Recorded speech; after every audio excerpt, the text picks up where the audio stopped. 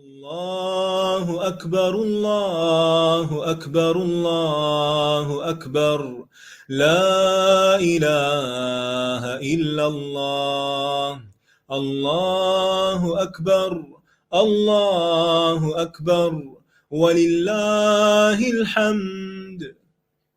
أعوذ بالله من الشيطان الرجيم. بسم الله الرحمن الرحيم.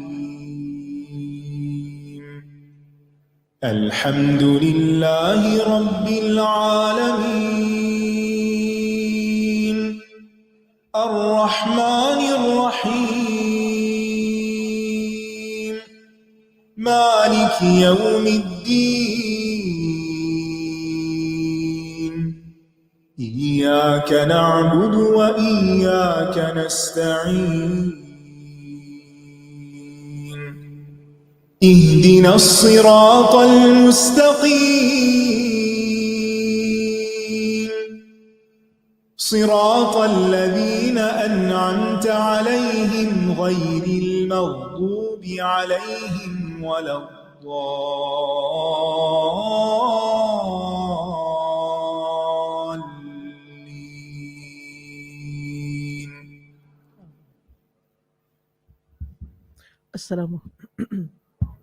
السلام علیکم ورحمۃ اللہ وبرکاتہ. کیا حال ہے سب کا؟ ویکنڈ اچھا گزرا؟ جو گھر والے ہیں ان کو کچھ موقع ملا سننے کا؟ کچھ لہر آئی ہے جی کی. آواز کٹ تو نہیں رہی تھی؟ کسی اور نے بھی آپ کے ساتھ سنا؟ جی گھر والوں نے بھی سنا؟ چلیے یہ تو اچھا ہوا.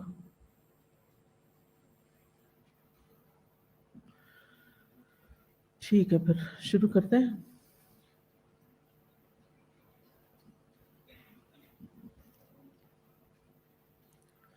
نحمده ونصلي على رسوله الكريم اما بعد فاعوذ بالله من الشيطان الرجيم بسم الله الرحمن الرحيم رب اشرح لي صدري ويسر لي امري واحلل عقدة من لساني يفقهوا قولي.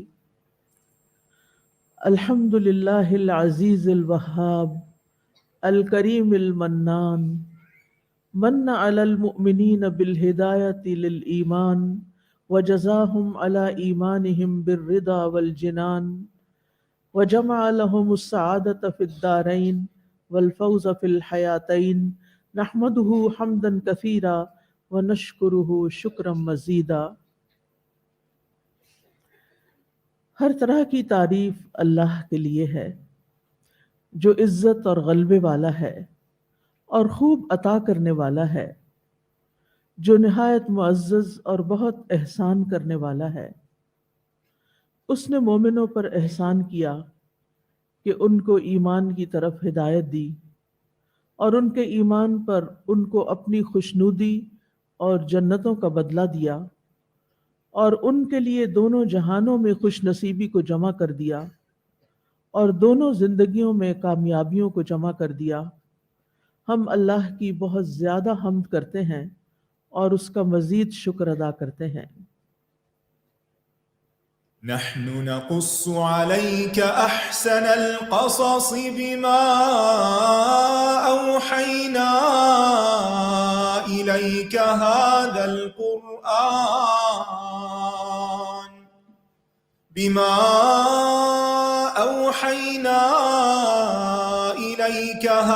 القرآن وإن كنت من قبله لمن الغافلين.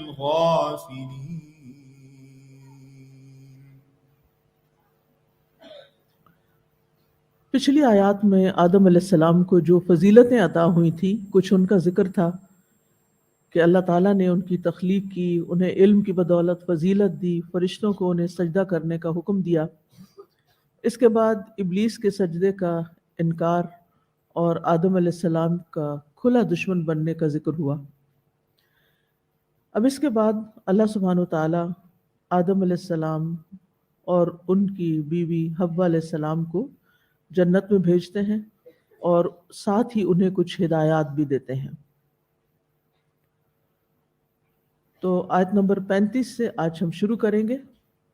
ارشاد باری تعالیٰ ہے، وَقُلْنَا يَا آدَمُ اسْكُنْ أَنْتَ وَزَوْجُكَ الْجَنَّةَ وَكُلَا مِنْهَا رَغَدًا حَيْثُ شِئْتُمَا وَلَا تَقْرَبَا هَذِهِ الشَّجَرَةَ فَتَكُونَا مِنَ الظَّالِمِينَ۔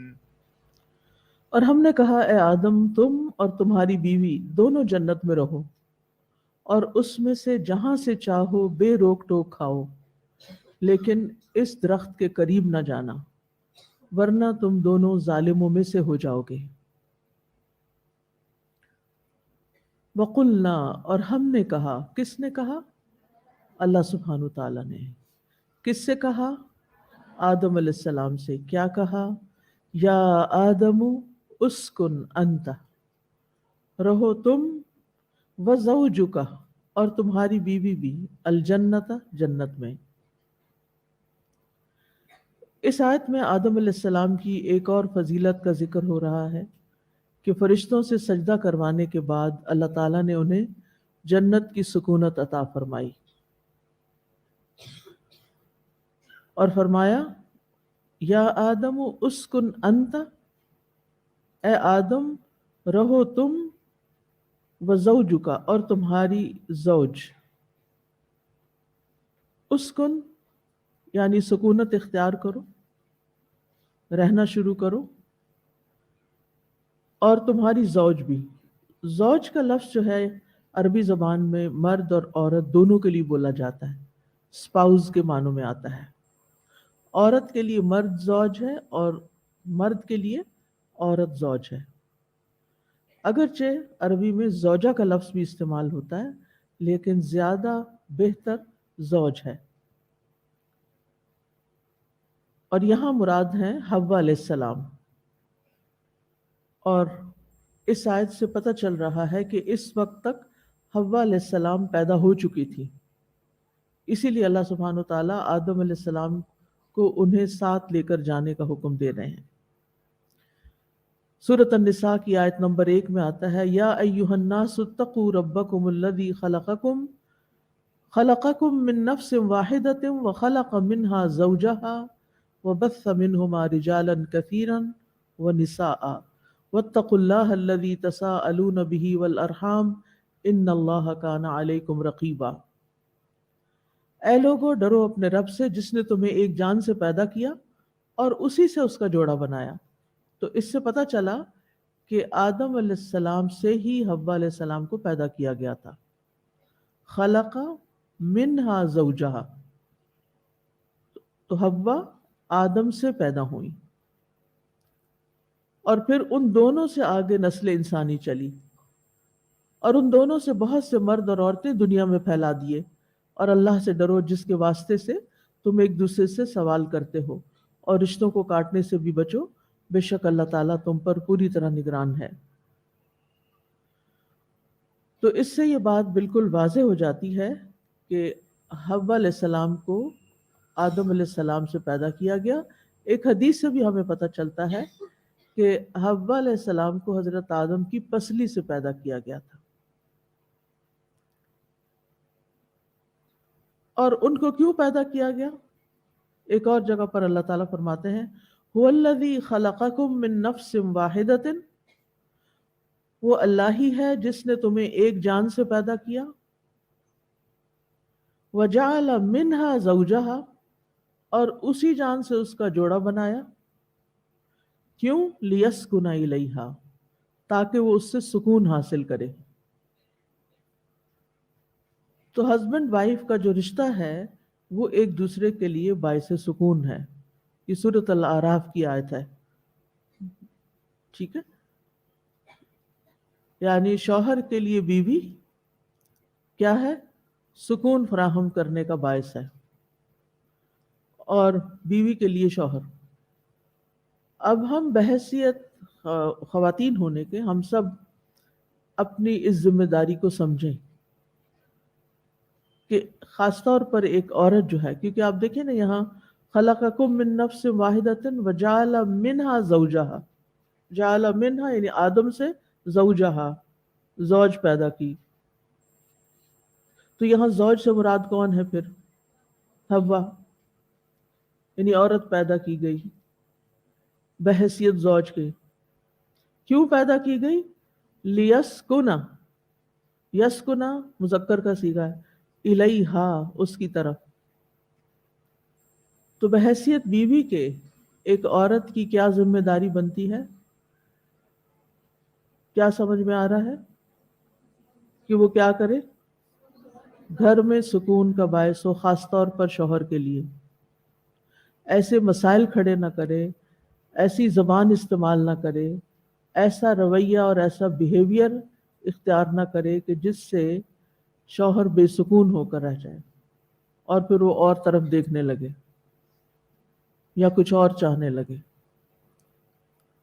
تو جو عورت گھر میں سکون کا باعث ہوتی ہے وہ باعث برکت ہوتی ہے. اور اس چیز کو آپ نے شادی کے بعد اپنا گول بنانا ہے کہ میں نے گھر میں سکون پیدا کرنا ہے، میں نے سکون کا باعث ہونا ہے. پھر آپ دیکھیے کہ جب وہ ماں بنتی ہے تو وہ کس کے لیے باعث سکون ہوتی ہے؟ جی، اپنے بچوں کے لیے. بچوں کو ذرا سی بھی تکلیف ہوتی ہے تو کس کی طرف دوڑتے ہیں؟ ماں کی طرف دوڑتے ہیں. باپ بھی بیٹھا ہوتا ہے لیکن وہ کس کی گود میں آ کے گرتے ہیں؟ ماں کی گود میں، ماں سے چمٹتے ہیں، کیونکہ ان کو پتا ہے کہ ماں ہمارے لیے سکون کا باعث ہے اور ہونا بھی چاہیے. لیکن ماؤں کو پھر باعث سکون بننے کے لیے، بیوی کو باعث سکون بننے کے لیے بہت سی ضبط نفس کی بھی ضرورت ہے، برداشت کی بھی ضرورت ہے، صبر کی ضرورت ہوتی ہے. اور اسی طرح ماں بننے کے لیے یا ماں ہوتے ہوئے بھی بچوں کے رویے کے مقابلے میں بہت کام ڈاؤن رکھنے کی اپنے آپ کو ضرورت ہوتی ہے، تب ہم دوسرے کے لیے باعث سکون. اور پھر آپ دیکھیے کہ اس میں ہمارے لیے ایک بہترین رول ماڈل بھی ہیں. کوئی نام بتائے گا ان کا؟ جی، حضرت خدیجہ. تھوڑی سی آواز آئی ہے کہیں سے. جی، حضرت خدیجہ کیسی تھی؟ نبی صلی اللہ علیہ وسلم کو ان سے بہت محبت تھی. یہ محبت مفت میں نہیں ملتی. ایک ہوتی ہے جذباتی محبت جو شادی سے پہلے ہو سکتی ہے، شادی کے شروع میں ہو سکتی ہے، لیکن یاد رکھیے اس کے بعد محبت ارن کرنی پڑتی ہے. وہ جذباتی وقت گزر جاتا ہے، پھر آپ کو اس گھر میں اپنی جگہ بنانی پڑتی ہے، محبت کے ساتھ، پیار کے ساتھ، اچھے اخلاق کے ساتھ. ٹھیک ہے؟ تو حضرت خدیجہ کا کردار کیا ہے؟ کیا تھا حضرت خدیجہ کا کردار؟ وہ کیا کرتی تھی؟ بہت کیئرنگ تھی. وہ عام طور پر بھی کیئرنگ تھی، لیکن خصوصی طور پر ان کا یہ رول کہاں نمایاں ہو کر سامنے آتا ہے؟ جب نبی صلی اللہ علیہ وسلم کو نبوت ملتی ہے بعثت کے موقع پر.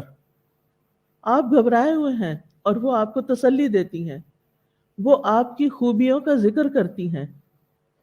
یہ سب کچھ اچانک یہ ہو گیا تھا؟ نہیں، یہ ایک کنٹینیوس پیٹرن تھا، ایک پیچھے سے خیال چلا آ رہا تھا. یاد رکھیے کہ جو ہمارے ریلیشن شپ ہوتے ہیں نا، اس میں ایک کانسٹنٹ تھنکنگ ہماری ان ریلیشنز کے بارے میں ہوتی ہے جن کے ساتھ ہم رہ رہے ہوتے ہیں نا، چاہے والدین ہیں، بہن بھائی ہیں، بچے ہیں، میاں بیوی ہیں. وہ ایک دوسرے کے بارے میں ایک گمان رکھتے ہیں، ایک مان رکھتے ہیں. مان ہوتا ہے نا، مان کا مطلب پتہ ہے؟ اس پہ مجھے پتہ نہیں اردو کا یا پنجابی کا مجھے نہیں پتا، لیکن ایک مان ہوتا ہے کہ مجھے اس پہ بڑا مان تھا، یعنی بڑا اعتبار تھا اور ایک خیر کی توقع تھی، خیر کی توقع تھی. لیکن آج میرا مان ٹوٹ گیا، یعنی مشکل وقت میں اس نے میرا ساتھ نہیں دیا. تو جو جتنے بھی ہمارے ریلیشن شپ ہوتے ہیں اس کے اندر ہماری دوسرے کے بارے میں کچھ نہ کچھ توقع ضرور ہوتی ہے، کچھ مان ہوتا ہے، کچھ احساسات ہوتے ہیں، کچھ خیالات ہوتے ہیں، ہمارے ذہن میں اس کے لیے مسلسل ایک سوچ ڈیولپ ہو رہی ہوتی ہے، ایک مخصوص تھنکنگ پیٹرن بنتا ہے، اور یہ اندر چل رہا ہوتا ہے۔ وہ محبت کا ہو سکتا ہے، وہ نفرت کا ہو سکتا ہے، وہ بدگمانی، وہ کچھ بھی ہو سکتا ہے۔ لیکن جب ایسی کوئی سچویشن سامنے آتی ہے نا جس میں جو ان یوزول ہوتی ہے، ان ایکسپیکٹڈ ہوتی ہے، تو اس میں کیا ہوتا ہے، وہ ایک دم باہر آ جاتا ہے، ایک دم، اور وہ انسان کی اصلیت ظاہر ہو جاتی ہے۔ اگر آپ کو کسی سے محبت ہوتی ہے اور اس کو کوئی تکلیف پہنچتی ہے تو کیا آپ کو کوئی جھوٹے آنسو بہانے پڑتے ہیں؟ کیا ہوتا ہے؟ ایک دم آنسو بہنے لگتے ہیں، بغیر کچھ کیے آپ برداشت ہی نہیں کر پاتے، کیونکہ اور یہ آنسو اس احساس کے تحت ہوتے ہیں، یا ان خیالات کے تحت ہوتے ہیں، یا ان جذبات کے تحت ہوتے ہیں جو پہلے سے ہی آپ کے دل میں اس شخص کے لیے ہوتے ہیں۔ اسی طرح کسی کی تکلیف کے بارے میں آپ سنتے ہیں تو آپ خوش ہوتے ہیں، ایسے ہوتا ہے، اچھا اس کو مزہ آیا، اس کو اور مزہ آیا، اس کو بھی پتہ چلے، یہ جو دوسروں کو تنگ کرتا رہتا ہے اس کو بھی اللہ نے مزہ چکھایا۔ یہ چاہے آپ منہ سے نہیں بھی بولتے لیکن کیا ہوتا ہے، دل میں ضرور آتا ہے خیال۔ اور جس نے آپ پر احسان کیا ہوتا ہے اس کو کوئی تکلیف پہنچے تو آپ کے دل سے دعائیں نکلنے لگتی ہیں، آپ سجدے میں گر پڑتے ہیں، آپ نفل پڑھنے لگتے ہیں، آپ صدقہ کرنے لگتے ہیں، آپ کو بالکل طرز عمل ہی اور ہوتا ہے جس کا آپ پر کوئی احسان ہوتا ہے اس کے ساتھ۔ اس کو دکھ پہنچے تو آپ کو دکھ پہنچتا ہے، آپ کی نیند اڑ جاتی ہے۔ اچھا، اسی چیز کو ذہن میں رکھیے، اور ابلیس کا وہ جو ریاکشن تھا سجدہ نہ کرنے کا، کہ آدم کو میں نے سجدہ نہیں کرنا، آپ کا کیا خیال ہے کہ وہ اچانک ہی کچھ ہو گیا تھا؟ نہیں، ایک تو وہ پرانے ایگو کے مرض کا شکار تھا شروع سے ہی، اور اپنے آپ کو بڑا ثابت کرنا چاہتا تھا، اسی لیے اس نے اتنی عبادت کا ڈھونگ رچایا کہ وہ فرشتوں کے کمپنی تک جا پہنچا، یعنی فرشتوں کا ہم نشین ہو گیا، کیونکہ فرشتے آبویسلی ان کا ایک مقام ہے۔ تو وہ اس کی وجہ سے یعنی اس نے ایسے ایسے کام کیے کہ لوگ اس کو بھی فرشتہ سمجھے، لیکن اللہ تعالیٰ کو پتا تھا کہ یہ فرشتہ ہے نہیں، یہ اندر سے کچھ اور ہے، اس کے اندر ایگو ہے، اس کے اندر آدم کے خلاف ایک خیال چل رہا ہے۔ وہ جو ڈھانچہ دیکھا تھا نا اس نے کہ میرے آئندہ یہ جب انسان بن کے پیدا ہو کے سامنے آئے گا تو اس کے ساتھ میں کیا، یعنی میرا اس کے ساتھ کیا ریلیشن شپ ہوگا، اس کو بہکانا یا اس کو اپنے نیچے لگانا تو میرے لیے بڑا آسان ہے، کیونکہ اندر سے کھوکھلا ہے۔ وہ پیچھے پڑ چکے ہیں نا آپ، اس کا ایک گمان تھا انسان کے بعد۔ اب جو ہی اس کو حکم ملتا ہے تو اس کا فوری ری ایکشن سامنے آ جاتا ہے، وہ کہتا ہے اسجد لمن خلقتہ طینا، میں لمن خلقت طینا، کیا میں اس کو سجدہ کروں جس کو آپ نے مٹی سے بنایا؟ یہ جو انسان کا ذہن ہے نا، اور انسان کا باطن، انسان کا اندر، عام طور پر ہم اس کی اصلاح کی فکر نہیں کرتے، ہم اسے اگنور کرتے رہتے ہیں، اور پھر یہ جو ہم سے گناہ ہوتا ہے نا، یہ ہم سے غلط کام ہوتے ہیں، یا کسی کے ساتھ ہمارے ریلیشنز میں ایک دم خرابی آ جاتی ہے، یہ لڑائی بھڑک اٹھتی ہے، یہ اچانک نہیں ہوا کرتی کچھ، اس کے پیچھے ہمارا ایک کیا چل رہا ہوتا ہے، ایک کنٹینیوس تھنکنگ پیٹرن چل رہا ہوتا ہے، جو کسی ایکشن میں پھر کبھی زبان سے کوئی بات نکلتی ہے، کبھی کسی اور طرح وہ جیسچر ہمارا سامنے آتا ہے۔ تو حضرت خدیجہ جو تھیں وہ نبی صلی اللہ علیہ وسلم سے بہت جینوئنلی محبت کرتی تھی اور ان کی کیئر کرتی تھی۔ جب وہ غار حرا جاتے تھے اور سب کچھ چھوڑ کے گھر چلے جاتے تھے، بچے بھی حضرت خدیجہ پر، کام کاروبار بھی، بزنس بھی حضرت خدیجہ پر، ساری ذمہ داری حضرت خدیجہ پر، اور وہ نبی صلی اللہ علیہ وسلم گھر سے چلے جاتے ہیں، کیا وہ ایک دن بھی کوئی نیگیٹو ریمارک دیتی ہیں یا کوئی بری بات زبان سے نکلتی ہیں؟ یا نکالتی ہیں جب ان کو وہ واپس آئے ڈرے ہوئے تو وہ کوئی اس طرح کی بات کرتی ہیں کہ مجھے پتا تھا یہ جو تم گھر سے غائب ہو جاتے ہو نا تو یہ ایک دن یہ ہونا ہی تھا. یہ بھی تو کہہ سکتی تھی نا اگر ان کے دل میں منفی خیالات ہوتے، اگر منفی خیالات ہوتے ان کے بارے میں، کیئر نہ ہوتی تو پھر اس طرح کی بات سناتی. لیکن وہ بالکل ایک اور چیز سامنے آتی ہے، ان کی ساری محبت امٹ کے الفاظ میں باہر آتی ہے اور ساری کیئر کے. اللہ کی قسم اللہ آپ کو کبھی رسوا نہیں کرے گا. آپ تو غریبوں کی مدد کرتے ہیں اور مہمانوں کی کیئر کرتے ہیں، اور جو بھی ساری صفات تھیں آپ کی انہوں نے بیان کی. تو ہمارے جو ریلیشن شپ ہیں، خاص طور پر یہاں چونکہ حضرت آدم کے لیے حضرت حوا پیدا کر دی گئی اور پیدا کرنے کا مقصد بھی بتا دیا گیا کہ ایک عورت کا رول گھر میں کیا ہوتا ہے، ایک خاندانی زندگی. کیونکہ ہم خاندان کے بغیر تو رہ نہیں سکتے نا، ہم کسی آئی لینڈ پہ اکیلے آئسولیشن میں تھوڑی رہ سکتے ہیں. ہمیں انسانوں کی ضرورت. تو یہ نیچرل فطری طریقہ ہے زندگی بسر کرنے کا، شادی شدہ زندگی. یہ سنت کے قریب ہے، یہ نصف ایمان ہے. یعنی بعض اوقات ہم سمجھتے ہیں کہ شادی نہ کرنا شاید زیادہ دینداری کا کام نہ ہو، تو وہ ایک الگ بات ہے. لیکن یہ سوچ غلط ہے کہ شادی ہونی نہیں چاہیے. سوچ یہ ہونی چاہیے کہ ہاں اللہ تعالیٰ موقع لائے گا تو میں کر لوں گی، کیونکہ یہ نصف دین ہے، میرا ایمان ہے، یہ میری عبادت ہے. نکاح عبادت ہے اور ایک ثواب کا کام ہے، اس لیے میں کروں گی. عیسائیت میں یہ ہے کہ راہبانہ زندگی گزارو، شادی نہ کرو. وہ ان کی عبادت ہے کہ جنگلوں میں نکل جاؤ، مونکس بن کے رہو. لیکن اسلام میں ایسا نہیں ہے، کیونکہ فطرت کے خلاف ہے. اگر کوئی ایسا کرے گا تو پھر غلط طریقے بھی اختیار کر سکتا ہے. تو اس لیے شادی ایک نیچرل چیز ہے. مرد کو عورت کی ضرورت ہوتی ہے اور عورت کو بھی مرد کی ضرورت ہوتی ہے. یعنی اکیلے رہنا بالکل ایک اور چیز ہے، یعنی دونوں ایک دوسرے سے بے نیاز نہیں رہ سکتے. لیکن ان ریلیشن شپس میں قربانی دے کر اپنے رول کو سمجھنے کی ضرورت ہوتی کہ میرا رول کیا ہے. گھر میں سکون پیدا کرنا، گھر کے سکون کو برقرار رکھنا. یہ نہیں کہ صبح صبح اٹھنا اور موڈ آف لے کے اٹھنا تاکہ پہلا چہرہ ہمارا جو کسی کو نظر آئے بغیر اسمائل کے، اور بچے بھی دیکھ کے پریشان ہو اور ماں باپ بھی دیکھ کے، اور کہ پتہ نہیں کیا آفت ٹوٹ پڑی. یہ ناشکرا پن ہوتا ہے. ٹھیک ہے انسان تھکا ہوا بھی ہو، بیمار بھی ہو، کچھ بھی ہو، لیکن ایک اسمائل کرنے میں تو کچھ خرچ نہیں کرنا پڑتا نا. کیا خیال ہے؟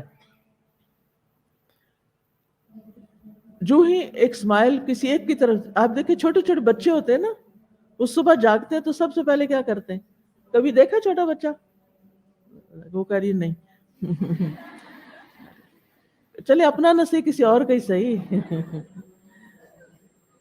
یعنی جب اچھا چلے صبح صبح نہ صحیح، دن کو بھی جب بچہ سو کے اٹھتا ہے، اور کبھی کبھی سوئے سوئے کیا کرتا ہے نا، اور جو بڑے ہوتے جاتے ہیں تو کیا کرتے ہیں، اسمائل غائب ہونا شروع ہو جاتی.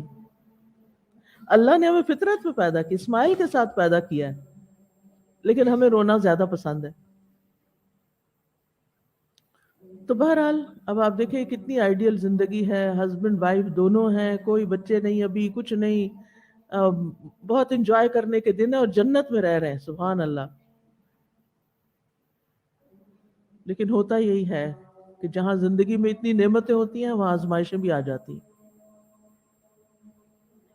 جنت جو ہے یہ لغت میں اس باغ کو کہتے ہیں جو گھنے درختوں والا اور لپٹی ہوئی شاخوں والا ہوتا ہے. یعنی شاخیں ایک دوسرے کے بیچ میں گھس رہی ہوتی ہیں، ایک دوسرے سے لپٹ رہی ہوتی ہیں. آپ نے دیکھا ہوگا نا کہ بعض درختوں کے ساتھ اور بیلیں چڑھ کے وہ ان کے اوپر لپٹ جاتی ہیں. تو ایسا درخت اور ایسا سما جو باغ کہلاتا ہے. ایسے درختوں والی جگہ باغ کہلاتی ہے. اور اس کے گھنے درخت زمین کو بھی چھپا لیتے ہیں. اور یہ لفظ جن سے ماخوذ ہے. جن وہ چیز ہوتی ہے جو حواس خمسہ سے چھپی ہوئی ہو.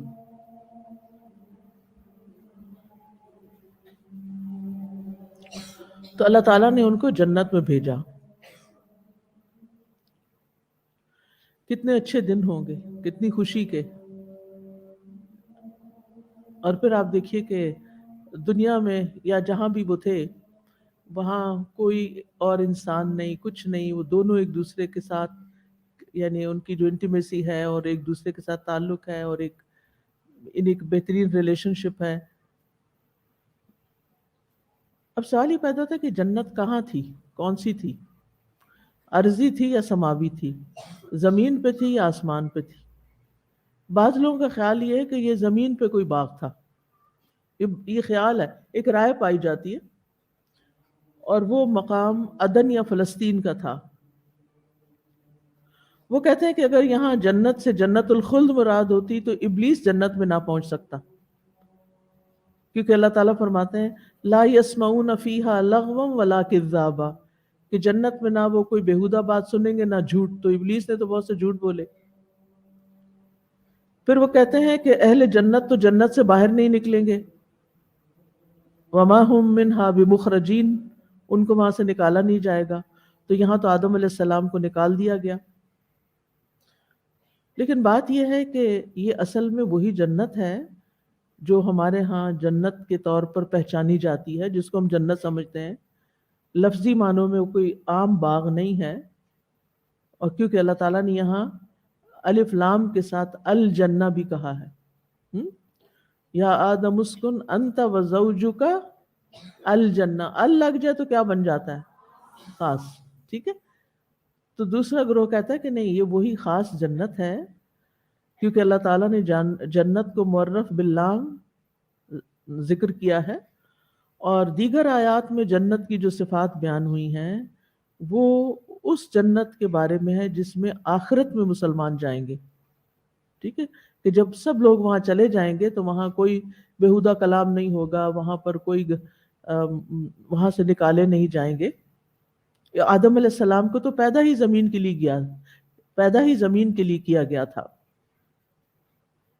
اور آدم علیہ السلام کو دھوکہ دینے کے لیے ابلیس کا جنت میں داخل ہونا بھی کچھ مشکل نہیں، کیونکہ ابھی اس پر کوئی ایسی پابندی نہیں تھی. اور یہ بھی کہتے ہیں کہ اللہ تعالیٰ فرماتے ہیں قُلْ نَهْبِطُوا مِنْهَا جَمِيعًا، ہم نے کہا تم سب یہاں سے اتر جاؤ. اور سب سے مراد کون ہے؟ آدم، حوا، ابلیس، سب. تو اس سے بھی، اور حبطہ کا معنی ہوتا ہے بلندی سے نیچے آنا، یعنی اس سے پتہ چلتا ہے کہ ابلیس وہاں اندر گیا اور وہ سب کچھ اس نے کیا، اور پھر اکٹھے ہی سب کو اتار دیا گیا.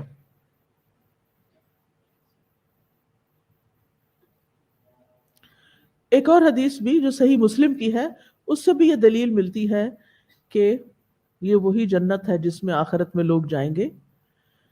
حذیفہ رضی اللہ عنہ سے روایت ہے کہ رسول اللہ صلی اللہ علیہ وسلم نے فرمایا کہ اللہ تعالیٰ قیامت کے دن تمام انسانوں کو جمع فرمائیں گے، ایمان والے کھڑے ہوں گے یہاں تک کہ جنت ان کے قریب کر دی جائے گی. وَأُزْلِفَتِ الْجَنَّةُ لِلْمُتَّقِينَ. پھر لوگ آدم علیہ السلام کے پاس آئیں گے اور عرض کریں گے اے ہمارے باپ، ہمارے لیے جنت کا دروازہ کھلوائیے. ٹھیک ہے، تو وہ فرمائیں گے کہ تمہارے باپ کی ایک ہی خطا نے تمہیں جنت سے نکالا تھا، میں اس کا اہل نہیں ہوں، یعنی میں نہیں کھلوا سکتا. جنت سے نکالا تھا، تو اس میں انہوں نے زمین کے کسی باغ کا ذکر نہیں کیا، اسی جنت کا ذکر کیا ہے. جاؤ میرے بیٹے ابراہیم کے پاس، وہ اللہ کے خلیل ہیں، یعنی ان سے کہو کہ وہ کھلوائیں. اور ویسے بھی آپ دیکھیں کہ یہاں لفظ اسکن استعمال ہوا ہے، سکنا. سکنا کا مطلب ہوتا ہے ٹھہرنا، رہائش رکھنا، اور یہ اس سکون کے علاوہ ہے جو حرکت کا اپوزٹ ہوتا ہے. تو لفظ اسکن سے بھی پتہ چلتا ہے کہ وہ ٹیمپریریلی وہاں ٹھہرے تھے، ہمیشہ کے لیے نہیں. یعنی آدم اور حوا کو ہمیشہ کے لیے جنت میں نہیں بھیجا گیا تھا، کیونکہ انہیں تو پیدا ہی کس لیے کیا گیا تھا. وَإِذْ قُلْنَا وَإِذْ قَالَ رَبُّكَ لِلْمَلَائِكَةِ إِنِّي جَاعِلٌ فِي الْأَرْضِ خلیفہ، وہ ارض کے لیے تھے، لیکن یہ آپ کہہ سکتے ہیں کہ امتحان کے لیے جنت میں بھیجے گئے، اور یہ بھی کہا جا سکتا ہے کہ ہنی مون کے لیے بھیجے گئے، کہ دنیا میں آنے سے پہلے ان کو ایک خوبصورت جگہ پر رکھا گیا، اور امتحان بھی ساتھ تھا، اور کچھ اور سکھانا بھی مطلوب تھا جو اگلی آیات سے آپ کو پتہ چلے گا. لیکن اصل حکمت دراصل اللہ تعالیٰ ہی جانتا ہے. جو ہمیں ظاہری وجوہات نظر آتی ہیں وہ یہی کہ ان کا امتحان مقصود تھا، اور انہیں دنیا میں بھیجنے سے پہلے جنت دکھا دی گئی کہ یہ اصل میں تمہارا گھر ہے، یہاں آنا ہوگا، لیکن اس کے لیے اپنے دشمن کو پہچان کے اس کی چالوں سے بچ کے اللہ کا اطاعت گزار بن کے آنا ہوگا۔ اگر تم شیطان کی باتیں مانتے رہے تو یہاں نہیں آ سکتے پھر، ٹھیک۔ اب یہ بھی ہو سکتا تھا کہ آدم اور حوا جو ہیں وہ شیطان کی باتوں میں نہ آتے، پھر بھی دنیا میں بھیجے جاتے، لیکن وہ بھیجا جانا کچھ اور طرح ہوتا۔ اب یہاں ایک اور طرح سے بھیجا جا رہا ہے۔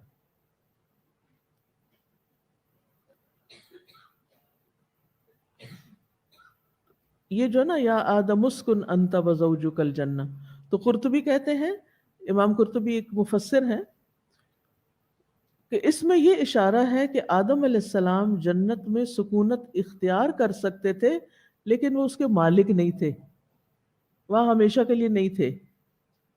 کیونکہ سکن کو سکن اس لیے کہتے ہیں کہ اس جگہ پر نفس سکون پاتا ہے، جیسے گھر میں انسان آ کے سکون میں آ جاتا ہے، چاہے کسی 7 سٹار ہوٹل میں رہ کے کیوں نہ آیا ہو، لیکن گھر کا سکون اور طرح ہوتا ہے۔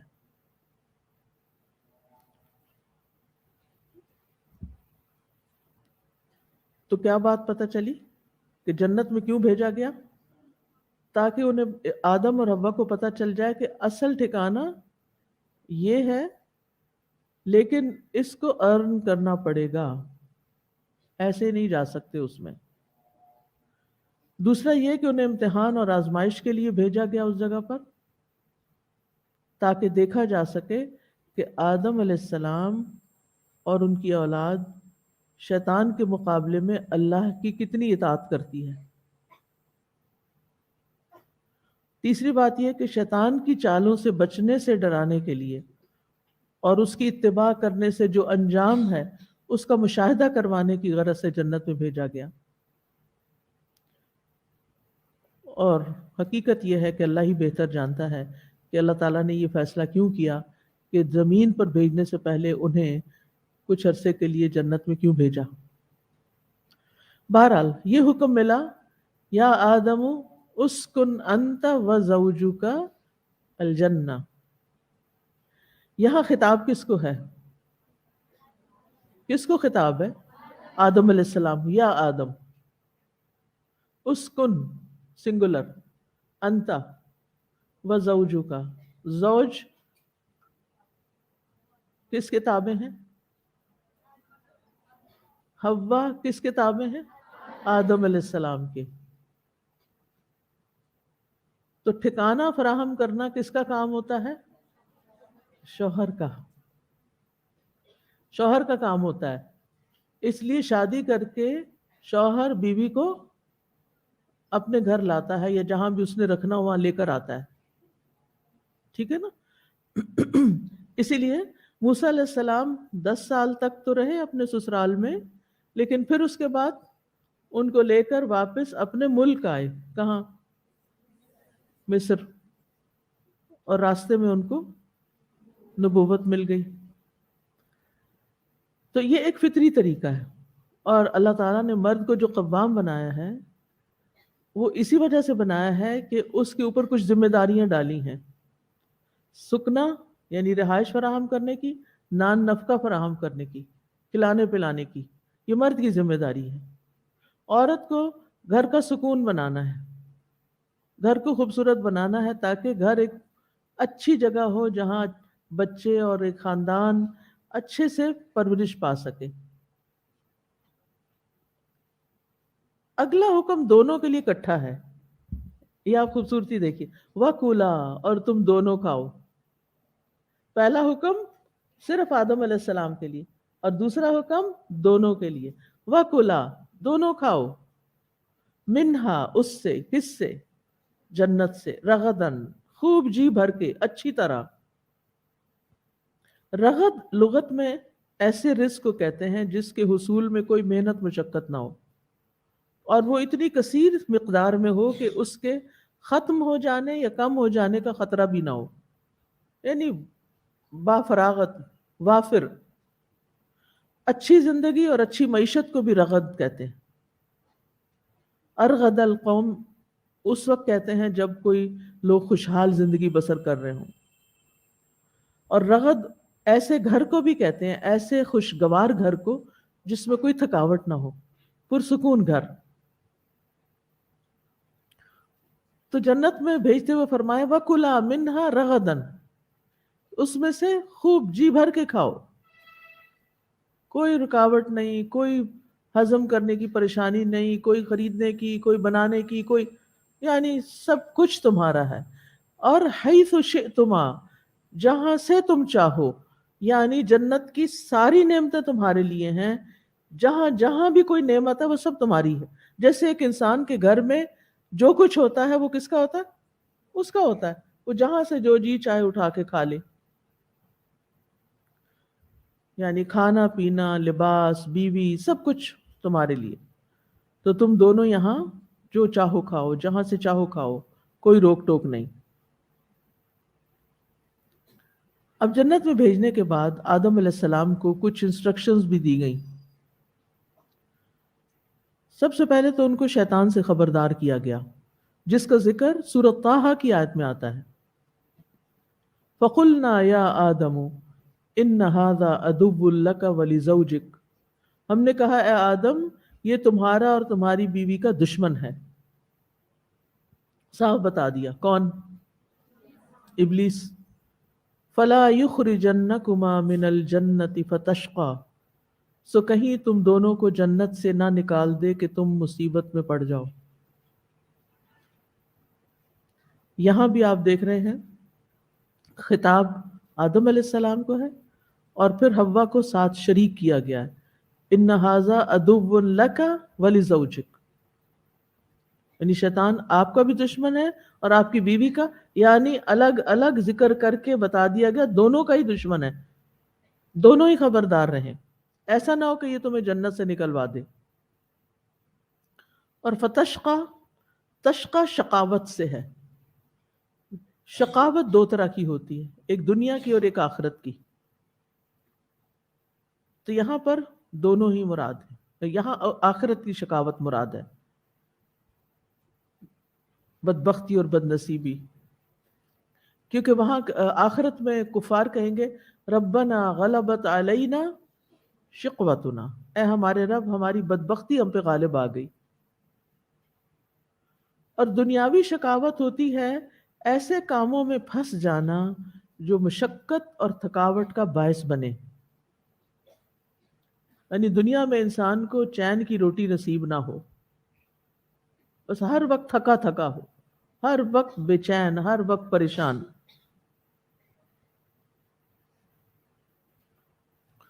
تو یہاں دنیاوی شقاوت مراد ہے، آخرت کی تو پھر دنیا میں عمل کرنے کے بعد ہی آتی۔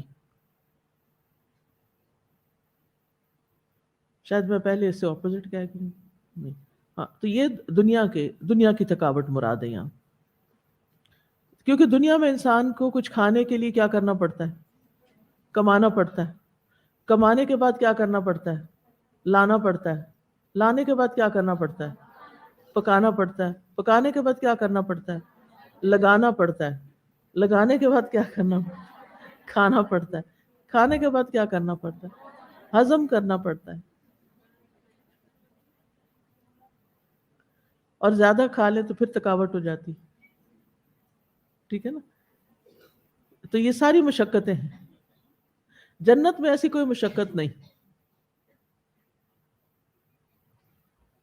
اور یہاں پر آدم علیہ السلام کی طرف شقاوت کی خاص نسبت، اس کی وجہ یہ ہے کہ مرد کے اوپر تھکاوٹ والا کام زیادہ ہے عورت کی نسبت، یہ نہیں کہ عورت کے لیے نہیں ہے، لیکن آپ کمپیئر کر لیجئے، یعنی ٹھیک ہے کچھ کام آفیسز کے ہوتے ہیں اس میں تھکاوٹ کم ہوتی ہے، کچھ جاب صرف کرسی میز کی ہوتی ہیں، لیکن میجورٹی لوگ جو کام کر رہے ہوتے ہیں روزی کمانے کے لیے، کسی بازار میں چلے جائیں، کوئی لوہا کوٹ رہا ہے، کوئی لکڑی چیر رہا ہے، کوئی کھیتی باڑی کر رہا ہے۔ پہلے تو زیادہ تر لوگ کھیتی باڑی کا کام کرتے تھے نا، اور وہ مین کام کس کا ہوتا ہے؟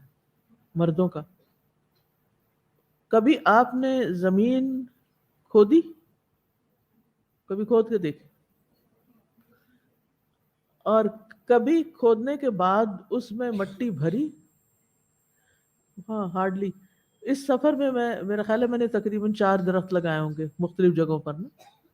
اب میں جہاں بھی مجھے کہتے تھے آپ ذرا یہاں درخت لگا جائیں، تو اس کے لیے پھر وہ جو کدال ہوتی ہے اس سے مٹی اٹھا کے اس گڑھے میں ڈالنی پڑتی ہے جہاں درخت رکھا ہوا ہوتا ہے.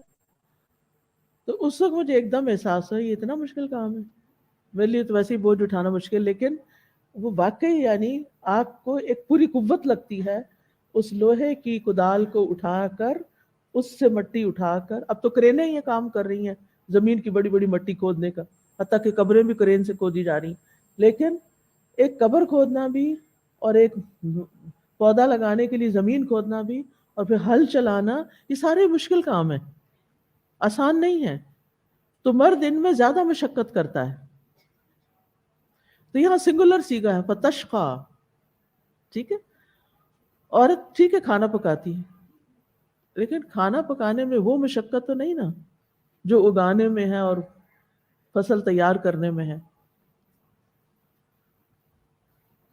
لیکن ہم شکر گزار کم ہی ہوتے ہیں نا. ہم بس اس بات پہ بہت آبجیکشن ہمیں رہتی ہے، مرد کو کیوں قوام کہا گیا، ہمیں کیوں نہیں قوام بنایا گیا. تو ٹھیک ہے آپ بھی کھیتی باڑی کرتے پھر، اور بھی مشکل مشکل کام.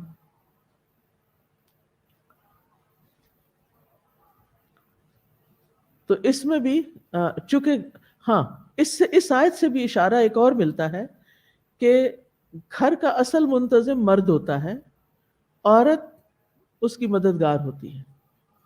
گھر کے اخراجات مرد کی ذمہ داری، پرووائڈ کرنا مرد کی ذمہ داری ہے. یعنی گھر ہو یا گھر کی اشیاء ہو، یہ سب.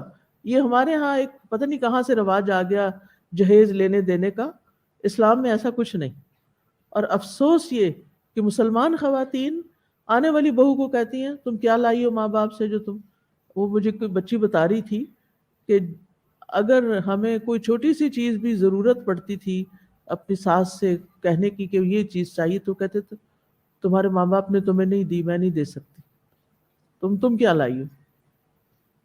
یہ کتنی عجیب بات ہے. ماں باپ نے اپنی بیٹی دے دی ہے، اس سے بڑھ کے کوئی اور چیز ہو سکتی. اور اب یہ آپ کے گھر میں آئی ہے، آپ کی ذمہ داری ہے، اسلامی لحاظ سے یہ آپ ہی کی ذمہ داری ہے کہ آپ اس کی ساری ضروریات فراہم کریں. لیکن افسوس کہ ہم پتہ نہیں کن سوچوں کے تحت ہیں اور ہماری کوئی گرومنگ نہیں ہوئی، ہم جہالت والی زندگی بسر کر رہے ہیں. اور ابھی تک، اور بعض اوقات افسوس کہ دین پڑھنے والے لوگ بھی اس قسم کے مطالبے شروع کر دیتے ہیں. تو جس نے دین میں سے اتنی بات نہیں سیکھی اس نے کیا دین سیکھا. پڑھ لکھ کے جاہل ہو گئے ایسے مطالبے کرنے والے کہ بہو بھی کچھ لے کر آئے. اس کی نہیں ذمہ داری، آپ کی ذمہ داری ہے. پھر ایک اور رہنمائی دی گئی، دوسری رہنمائی، ان لک الا تجوع فیہا ولا تعرى وانک لا تظمأ فیہا ولا تضحى. سورۃ طٰہٰ ہے کہ تم اس میں نہ بھوکے ہوگے نہ ننگے، اور نہ اس میں پیاسے ہوگے، نہ دھوپ ستائے گی، نہ دھوپ میں اور نہ تم دھوپ کھاؤ گے. گویا آدم اور حوا علیہ السلام کو یہ بتا دیا گیا کہ تمہاری بنیادی ضروریات کا یہاں انتظام کر دیا گیا ہے، اور انسان کی بنیادی ضروریات یہی ہیں جسے کہتے ہیں نا بیسک نیڈز.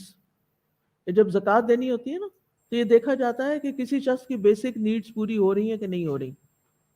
وہ کیا ہے؟ پیچھے ذکر ہوا گھر کا. گھر نہ ہو، چھت نہ ہو تو بندہ رہے گا کہاں؟ سڑک پہ تو نہیں رہ سکتا.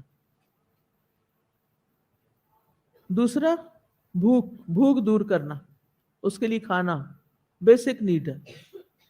پیاس بجھانے کے لیے پانی کا ہونا، پانی کا نلکا. سطر ڈھانپنے کے لیے لباس کا ہونا، اور سردی گرمی سے بچنے کے لیے گھر کا ہونا، رہنے کے لیے گھر کا ہونا. تو 4 چیزیں ہو گئی بیسک نیڈز میں، کھانا، پینا، لباس اور مکان.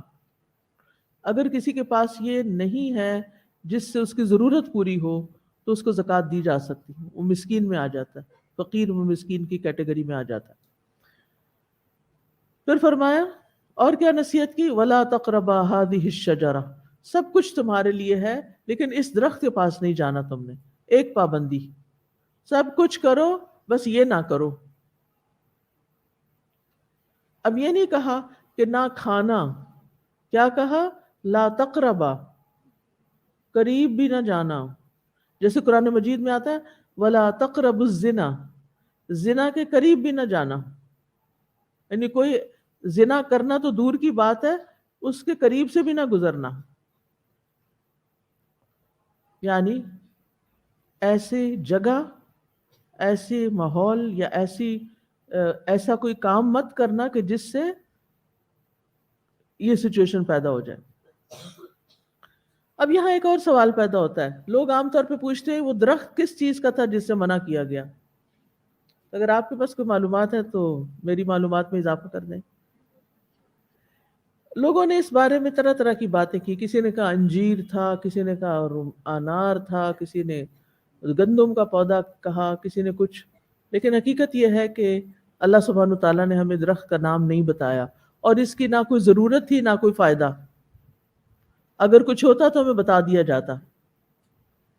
اور یہ جو گندم کا درخت مشہور کیا گیا نا، یہ بالکل بے اصل بات ہے.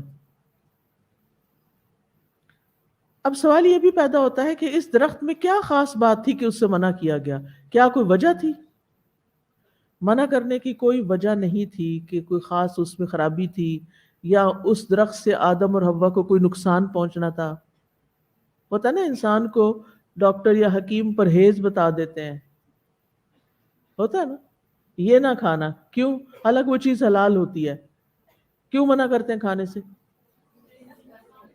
جی، بیماری بڑھ جائے گی، مر جاؤ گے، مت کھاؤ، نقصان دہ ہے. وہی چیز دوسرے کے لیے فائدہ مند ہے، اس کو ریکمینڈ کرتے ہیں یہ کھاؤ، اور دوسرے کو کہتے ہیں مت کھاؤ، تمہارے لیے زہر ہے اور تمہارے لیے علاج ہے. علاج بالغذا بھی ہوتا ہے نا. وہی سیم چیز کسی کے لیے غذا ہے اور کسی کے لیے دا ہے. کسی کے لیے دا ہے، کسی کے لیے دوا ہے. دا کہتے ہیں بیماری کو. ٹھیک. اب اس سے یہ بھی پتہ چلتا ہے کہ ہمیں بعض چیزیں جو منع کی گئی ہیں دنیا میں یہ نہیں کرنی، تو ان میں بھی اللہ تعالیٰ کی ہاں کوئی خاص حکمت ہے. ان میں نقصان نظر بھی آتا ہے اور اللہ تعالیٰ بتاتے بھی ہیں. جیسے شراب کے بارے میں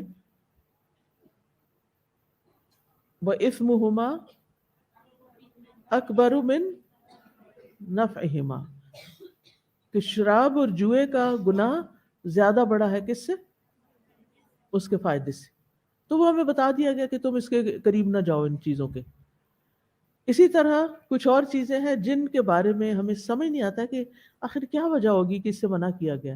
تو کوئی ضروری نہیں کہ اللہ تعالیٰ ضرور ہمیں بتائیں کہ وجہ بتائیں کہ اس لیے منع کیا جا رہا ہے. بس جس چیز سے منع کیا جا رہا ہے اس سے منع ہو جانا چاہیے، اور جس چیز کو کرنے کا حکم دیا جا رہا ہے وہ کر لینی چاہیے.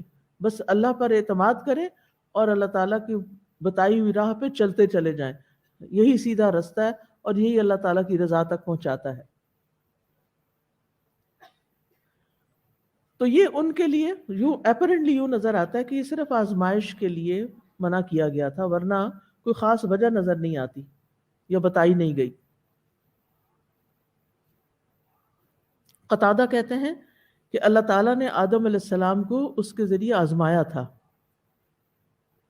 سب سے پہلے فرشتوں کو آزمایا گیا. کیسے؟ انی جاعل فی الارض خلیفہ قالوا اتجعل فیہا من یفسد فیہا. لیکن بعد میں کیا ہوا؟ جب ان کے سامنے وجہ کھل گئی تو وہ جھک گئے. پھر کس کو آزمایا گیا؟ ابلیس کو آزمایا گیا، اور وہ اس آزمائش میں ناکام ہو گیا. اب کس کی باری ہے؟ آدم علیہ السلام کی. آدم علیہ السلام جنات اور فرشتوں کے بیچ کی مخلوق ہیں. جنات کو آگ سے پیدا کیا گیا، فرشتوں کو نور سے پیدا کیا گیا، آدم کو مٹی سے پیدا کیا گیا. اور آدم کو افضلیت دی گئی باقی دونوں مخلوقات پر. اب جب آپ سب سے جیتتے جا رہے ہوں، کیونکہ آدم پچھلے امتحان میں کامیاب ہو چکے ہیں، اسی لیے سجدے کا حکم ملا تھا نا پھر ان کے لیے. فرشتوں کو انہوں نے چیزوں کے نام بتا دیے تھے، وہ پاس ہو چکے تھے. لیکن اس کے باوجود اب یہاں ایک اور امتحان ہو رہا ہے جس سے پتہ چلتا ہے کہ زندگی میں ایک کے بعد ایک امتحان ہوتے رہیں گے، حتیٰ کہ انما الاعمال بخواتیمہا، اینڈ کہاں ہوتا ہے جا کے یہ دیکھا جائے گا۔ یعنی کسی بھی انسان کی زندگی امتحان سے خالی نہیں، کیونکہ آدم علیہ السلام کا زیادہ امتحان ہوا ہے بنسبت فرشتوں اور جنات کے، تو یعنی فضیلت بھی زیادہ اور امتحان بھی زیادہ۔ تو جس شخص کو درجہ بڑا ملتا ہے اس کے امتحان بھی بڑے ہوتے ہیں، بڑا امتحان، بڑی کامیابی، بڑا درجہ۔ تو اس لیے اگر دنیا میں کسی پر کوئی امتحان آ جائے اور ذرا بڑا آ جائے تو پھر کیا کرنا چاہیے؟ اللہ تعالیٰ سے ناراض ہونا چاہیے یا اللہ تعالیٰ سے راضی رہنا چاہیے؟ راضی رہنا چاہیے کہ اللہ تعالیٰ اگر آپ نے مجھے اس امتحان میں ڈالا ہے تو آپ ہی جانتے ہیں کہ آپ نے مجھے اس قابل سمجھا، اب آپ اس کو میرے لیے آسان کر دیجئے، میں آپ کی رضا پہ راضی ہوں، کیونکہ میں یہ یقین رکھتی ہوں کہ بڑے امتحان میں درجہ بھی بڑا ہی ہوگا، اور میں آپ کی رحمت کی امید رکھتی ہوں۔ تو انسان کی جب سوچ پازیٹو ہو جاتی ہے تو امتحان بھی آسان ہو جاتا ہے، وہ سر تسلیم خم کر دیتا ہے، وہ سرنڈر کر دیتا ہے، وہ اللہ سے راضی ہو جاتا ہے۔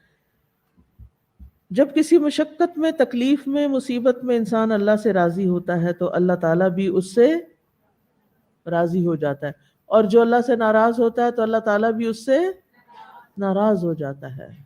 من رضی فلہ الرضا ومن سخط فلہ السخط، حدیث میں آتا ہے جو راضی ہوا اللہ بھی اس سے راضی، اور جو ناراض ہوا اللہ تعالیٰ بھی اس سے ناراض۔ اور سب سے زیادہ آزمائش کس کی ہوتی ہے؟ انبیاء کی، اور انبیاء کے بعد علماء کی، حدیث کے مطابق، کیونکہ علماء کے درجات بلند ہوتے ہیں عام طور پر بھی علم کی وجہ سے۔ تو انسان جو جو علم حاصل کرتا جاتا ہے اور اس پر عمل کرنا چاہتا ہے اور پھر آگے بڑھنا چاہتا ہے تو ایک اور ہرڈل آ جاتا ہے، ایک اور آزمائش آ جاتی ہے، ایک اور مشکل آ جاتی ہے، تو اس پر انسان کو ناراض نہیں ہونا چاہیے، ناراض نہیں ہونا چاہیے، کیونکہ یہ تندیے باد مخالف سے نہ گھبرا اے عقاب، یہ تو چلتی ہے تجھے اونچا اڑانے کے لیے، اونچا اڑانے کے لیے۔ لیکن کچھ لوگ اونچا نہیں اڑنا چاہتے، وہ غفلت کی نیند سونا چاہتے، بس آرام کرنا چاہتے ہیں۔ تو زندگی آرام کے لیے تو نہیں ملی نا، زیادہ آرام میں بھی مشقت ہے، ٹھیک ہے نا؟ تو اللہ تعالیٰ نے ہر مخلوق کو آزمائش میں ڈالا، اور اللہ تعالیٰ نے اپنی مخلوق میں سے کوئی چیز ایسی نہیں چھوڑی مگر اس کو اطاعت کے ساتھ آزمایا ہے۔ تو آدم علیہ السلام برابر آزمائش میں مبتلا رہے، یہاں تک کہ اس چیز میں واقع ہو گئے جس سے منع کیا گیا تھا۔ اللہ تعالیٰ نے بتا دیا تھا وَلَا تَقْرَبَا هَٰذِهِ الشَّجَرَةَ فَتَكُونَا مِنَ الظَّالِمِينَ، ورنہ تم ظالموں میں سے ہو جاؤ گے۔ یعنی اس درخت کے قریب بھی آئے تو یہ اللہ کی نافرمانی ہوگی۔ ظلم کیا ہوتا ہے؟ کسی چیز کو ناجائز طریقے سے اس کی اصل جگہ سے ہٹا کر دوسری جگہ رکھنا، اور اس کے بڑے وسیع معنی میں ہر ناانصافی کی بات، چاہے حقوق اللہ سے تعلق رکھتی ہو یا حقوق العباد سے، ظلم ہوتا ہے۔ ہر گناہ پر ظلم کا اطلاق ہوتا ہے، اور گناہ گار ظالم ہوتا ہے، ظالم لنفسہ۔ قرآن مجید میں انسانوں کی 3 قسمیں بتائی گئی نا، ثم اورثنا الکتاب الذین اصطفینا من عبادنا فمنہم ظالم لنفسہ۔ جن لوگوں کو کتاب ملی ہے ان میں سے ایک کیٹیگری لوگوں کی وہ ہے جو اپنے اوپر ظلم کرتے ہیں۔ یہ اچھی طرح سمجھ لینا تو پھر آپ کو لوگوں کو سمجھنے مشکل نہیں ہوتی۔ آپ کلاس میں فرسٹریٹ نہیں ہوتے کہ میں ان کو اتنا سکھاتی ہوں، ان کی اتنی تربیت کرتی ہوں، اور پھر بھی یہ باز نہیں آتے غلط کام کرنے سے۔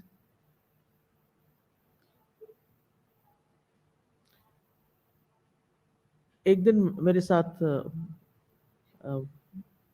کوئی آ رہا تھا تو میں نے اسے کہا ذرا اپنی جوتی احتیاط سے کہیں رکھو، ایسا نہ ہو کہ واپسی پہ جوتی نہ ملے. کہتے ہیں یعنی مطلب یہ تھا کہ یعنی حیرانی کی بات تھی نا کہ یہاں سے بھی جوتی چوری ہو سکتی ہے، الہدا سے بھی جوتی چوری ہو سکتی ہے. ہاں، سب لوگ الہدا میں پڑھنے نہیں آتے، سب لوگ ہدایت کے لیے نہیں آتے، سب لوگ تقوی کے حصول کے لیے نہیں آتے، قرآن کی دولت لینے نہیں آتے. کچھ لوگ بد نصیب ہوتے ہیں، بدبخت ہوتے ہیں. وہ کیا کرنے آتے ہیں؟ اپنی جان پہ ظلم کرنے آتے ہیں. وہ جوتی جیسی چیز بھی پسند آ گئی تو وہ بھی اٹھا لیں گے. اور یہاں تو مجھے نہیں معلوم، کراچی میں ہماری جو کلاس ہوتی تھی وہ مارکیٹ کے اندر اوپر 7th فلور پہ پلازے پہ، اس سے بھی بڑا ہال تھا، اوپر ہوتی تھی. تو جب کچھ فقیروں وغیرہ کو اور کچھ پیشہ ور لوگوں کو پتہ چلا کہ یہاں تو اتنی ساری خواتین جاتی ہیں، تو انہوں نے بھی بھیس بدل کے اوپر آ کر جب کلاس ہو رہی ہوتی تھی تو وہ گھوم پھر کے جو چیز ادھر ادھر ہوتی تھی، کیونکہ میرا یہ ہوتا تھا کہ جب کلاس ہو ہر چیز بند کر دو، ریسپشن بند کر دو، دروازے بند، سب کچھ، بس یہاں بیٹھ جاؤ، قرآن سنو سب. تو وہ باقاعدہ چوریاں ہونے لگ گئی. اب سمجھ نہ آئے گا یہ کیا ہو رہا ہے. تو کرتے کرتے پتہ چلا کہ یہ تو پورا گینگ کا گینگ ہے. اچھا، کچھ دن پہلے مجھے کسی نے بتایا کہ ہماری شادی پہ ایک بڑے عجیب واقعہ پیش آیا کہ شادی ہو رہی تھی، سب لوگ اور کچھ لوگ آ کر اس میں کھانا کھائے جا رہے تھے اور چیزیں دیکھ رہے تھے. اور وہ بھائی یہ کون ہے؟ وہ تو ہر کوئی سمجھ رہا تھا شاید اس کے دوست ہیں، اس کے دوست ہیں، اس کے دوست. اور وہ اچھے کپڑے پہن کے آ کے باقاعدہ، پھر جب انویسٹیگیشن شروع ہوئی تو پتہ چلا کہ یہ ایک گینگ ہے جس نے یہی قصہ بنایا ہوا ہے کہ شادی حال میں جب شادی ہوتی ہے اور لوگ کھانا کھلتا ہے تو وہ گھس جاتے ہیں اور جا کے کھانا کھا کے آ جاتے ہیں، ڈاکو بن کے چوری کرتے ہیں. کس قدر افسوس کی بات ہے مسلمان ہوتے ہوئے. آپ کو پتہ ہے اس کی سزا دنیا میں کیا ہے؟ دنیا میں کیا سزا ہے پتہ ہے؟ ہاتھ کاٹنا. اگر چوری کرنے والے کا ہاتھ کاٹ دیا جائے تو ساری زندگی کے لیے بدنام ہو جائے، جو بھی اس کو دیکھے وہ جینے کے قابل نہ رہے. اتنی سخت سزا ہے. اور اگر کسی کو پتہ نہ چلا کہ کون چور ہے، دنیا میں نکل گیا بندہ دھوکہ دے کے، تو کیا قبر میں بچ سکے گا؟ کیا حشر والے دن بچ سکے گا جہاں ایک ایک ذرے اور ایک ایک چیز کا حساب ہونا ہے؟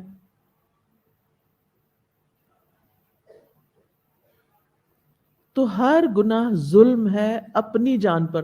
دوسرے پہ تو ہم کرتے ہی ہیں، اپنی جان پہ ظلم کرتے ہیں. تو امت مسلمہ میں 3 طرح کے لوگ ہیں. جن کو کتاب ملی وہ 3 طرح کے لوگ ہیں. قرآن پڑھنے والے طالب علم 3 طرح کے لوگ ہیں. فَمِنْهُمْ ظَالِمٌ لِنَفْسِهِ، کچھ ان میں سے اپنی جان پہ ظلم کرنے والے، قرآن بھی پڑھتے ہیں، حرام کاموں کا ارتکاب بھی کرتے ہیں.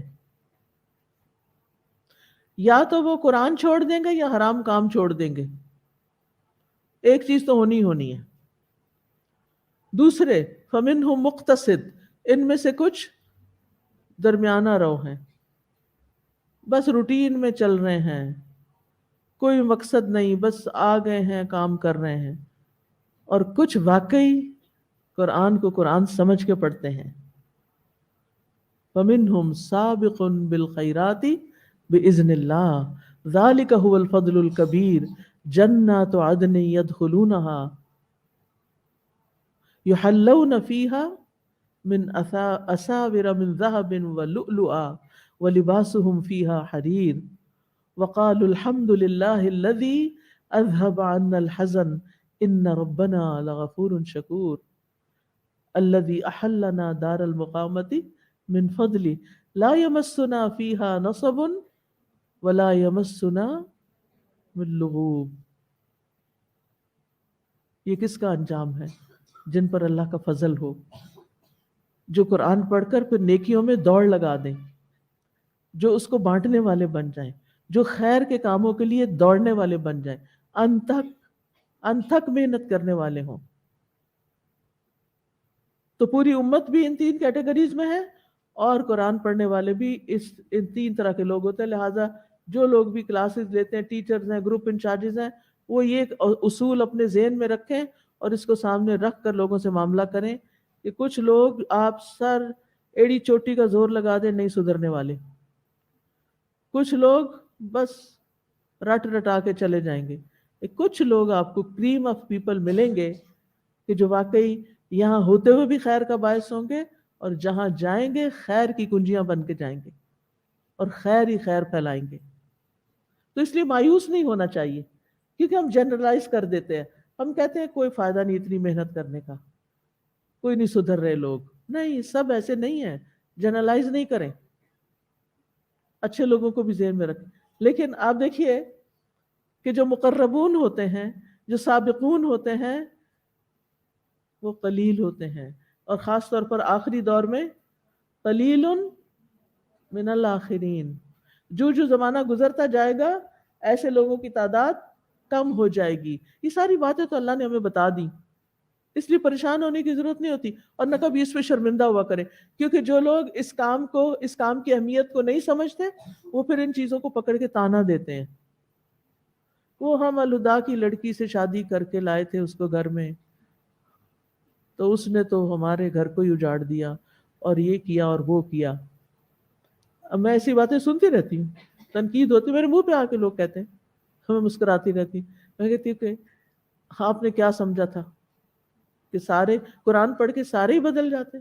نہیں، یہ تو ہماری غلط فہمی تھی نا. سارے نہیں بدلتے، انسانوں کو انسان ہی سمجھنا چاہیے. بس یہ خوش قسمت ہوتے ہیں کہ جو واقعی اللہ کی کتاب کی قدر کرتے ہیں، اور باقی پیچھے رہ جاتے ہیں. اللہ ہمیں آگے جانے والوں میں رکھے.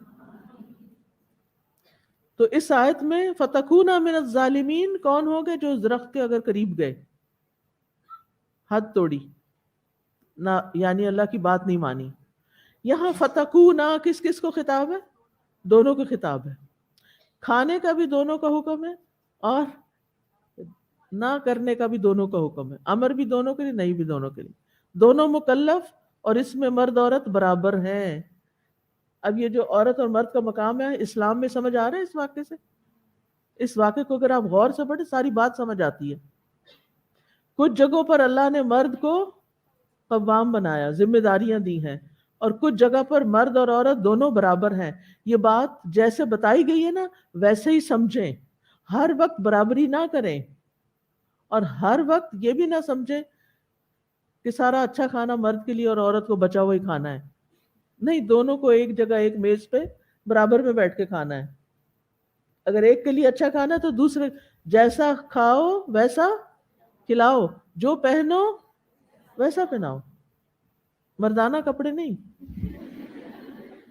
یعنی اس قدر و قیمت کا، جیسا پہنو ویسا پہناؤ.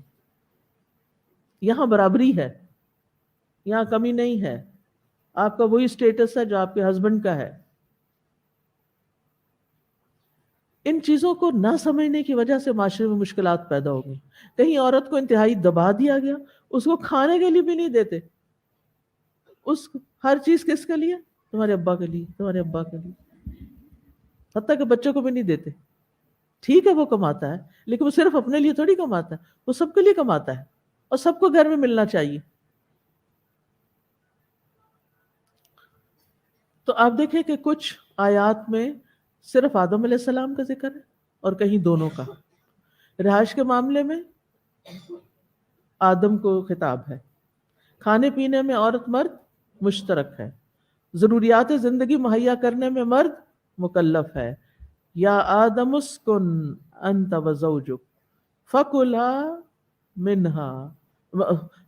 من حیث شئتما، سورۃ الاعراف میں آتا ہے. اور ضروریات زندگی مہیا کرنے میں فلا یخرجنکما من الجنۃ فتشقا، تم مشکل میں پڑو گے. کون؟ مرد. دونوں کے لیے نہیں آیا. ٹھیک ہے.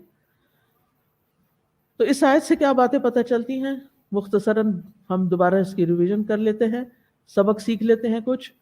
اور پھر انشاءاللہ کل اللہ نے چاہا تو نئی آیت شروع کریں گے. سب سے پہلے یہ کہ آدم اور حوا علیہ السلام کے ساتھ اللہ تعالیٰ نے بہت محبت کا سلوک کیا، ان دونوں پر احسان کیا، انہیں جنت میں بسایا، عمدہ ٹھکانہ دیا. اب یہ نہیں پتہ چلا کہ ان کا نکاح کب ہوا تھا، اور ہوا بھی تھا کہ نہیں، کیونکہ حوا کس سے پیدا ہوئی تھی؟ آدم ہی سے پیدا ہوئی تھی، تو شاید پھر اس وجہ سے نکاح کی ضرورت نہ ہو. لیکن اس کے بعد پھر جب ان کے بچے ہوئے تو ہر سیٹ میں حضرت حوا کے 2 بچے ہوتے تھے، اور ایک سیٹ کے بچوں میں سے ایک مرد اور ایک لڑکا اور ایک لڑکی ہوتی تھی، اور دوسرے سیٹ میں پھر لڑکا لڑکی، جڑواں بچے. تو وہ ایک سیٹ کے بچے آپس میں شادی نہیں کر سکتے تھے، بلکہ یعنی کہ کراس ہوتا تھا، دونوں الگ الگ، یعنی ایک سیٹ کا لڑکا دوسرے سیٹ کی لڑکی سے شادی کرتا تھا. اسی لیے تو حابیل قابیل کا مسئلہ ہو گیا تھا، وہ انشاءاللہ آگے پڑھیں گے ہم. دیکھیں حضرت آدم کا قصہ کب ختم ہوتا ہے. لیکن اس کے بعد یعنی پھر نکاح کی سنت شروع ہو گئی، اور نکاح کی سنت سارے انبیاء میں رہی ہے. سورۃ الرعد میں اللہ تعالیٰ فرماتے ہیں وَلَقَدْ أَرْسَلْنَا رُسُلًا مِّن قَبْلِكَ وَجَعَلْنَا لَهُمْ أَزْوَاجًا وَذُرِّيَّةً، اور یقیناً آپ سے پہلے بھی ہم نے کئی رسولوں کو بھیجا اور ہم نے ان کے لیے بیویاں اور اولاد بنائی. یعنی سارے رسولوں نے شادی کی ایکسپٹ فار عیسیٰ علیہ السلام. وہ کب شادی کریں گے؟ واپس آ کے. ٹھیک ہے.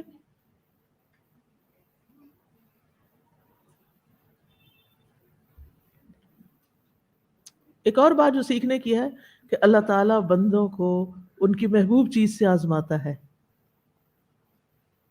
جس چیز میں انسان کا دل آ جاتا ہے نا، دل لگ جاتا ہے، اللہ تعالیٰ اسی میں امتحان دیتا ہے. اسی سے ہی تکلیف آتی ہے، وہیں سے مشکل آتی ہے.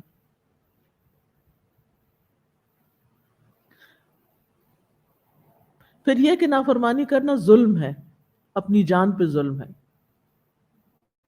پھر یہ کہ انبیاء سے کیا گناہ سرزد ہوتے ہیں؟ نہیں، انبیاء معصوم ہوتے ہیں، وہ اللہ کی نافرمانی نہیں کرتے، جان بوجھ کر کبھی اللہ کے حکم کے خلاف عمل نہیں کرتے.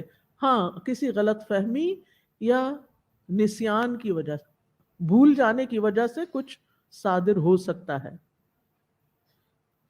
اور جو چیز خطا و نسیان کے سبب ہو وہ قابل معافی ہوتا ہے. تو یہ شرعی اصطلاح میں گناہ نہیں ہوتا. حضرت آدم سے گناہ نہیں ہوا تھا، یہ یاد رکھیے گا، کیونکہ انبیاء کیا ہوتے ہیں؟ معصوم ہوتے ہیں. ان سے کیا ہوئی تھی؟ بھول ہوئی تھی، بھول گئے تھے. آگے واضح ہو جائے گا. اور یہ بھی یاد رکھیے، یہ بھول ان سے دین کی تعلیم دینے میں نہیں ہوتی، یا عام روزمرہ زندگی کے کاموں میں بھول ہو سکتی ہے. جیسے نبی صلی اللہ علیہ وسلم سے بھی وہ ایک خاص اثر کے تحت کچھ بھول ہو گئی تھی، کہ آپ کوئی کام کرتے تھے تو سوچتے تھے پتہ نہیں میں نے کیا ہے یا نہیں کیا، پھر وہ کیفیت دور ہو گئی تھی. لیکن جب وہ تعلیم دیتے تھے تو ان سے کوئی بھول نہیں ہوتی تھی. پھر یہ ہے کہ حرام کے قریب نہیں جانا، جس چیز سے اللہ نے منع کیا ہے اس سے دور سے گزرنا ہے.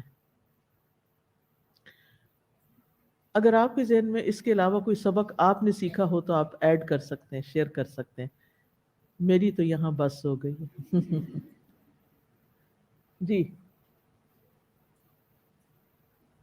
کوئی اور بات جو آپ کی سمجھ میں آئی ہو اور میری سمجھ سے رہ گئی؟ جی عذرا.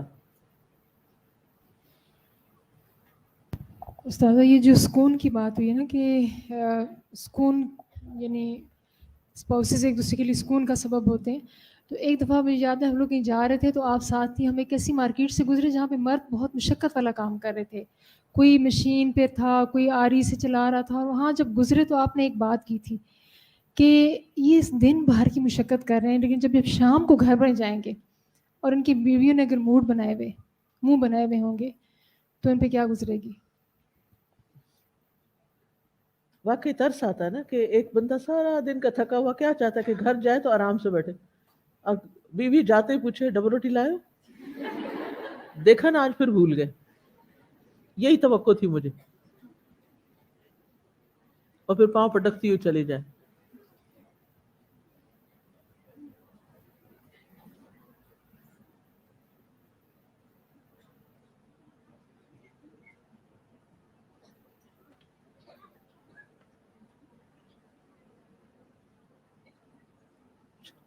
سبحانک اللہم و بحمدک اشہد ان لا الہ الا انت استغفرک و اتوب الیک. السلام علیکم ورحمۃ اللہ وبرکاتہ. فاقصص القصص لعلهم يتفكرون.